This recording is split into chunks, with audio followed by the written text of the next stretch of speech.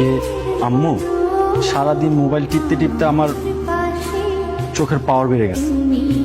আমার দূরের জিনিস দেখতে সমস্যা হয়, তাই মিতুকে ভালো করে দেখতে আমার কাছে নিয়ে এলাম। তুই যে এখন বিয়ে করে আনলি, তুই করিসটা কি না? বউকে কি খাওয়াবি? আন্টি সরি, আম্মু আমি তো বেশি খাই না, ডায়েটে আছি। আপনি আপনি আমাকে ভরসা করে 2 বছর আমাকে খাওয়ান, তারপর আমি একটা চাকরি বাকরি করে ওর দায়িত্বটাও নিয়ে নেব।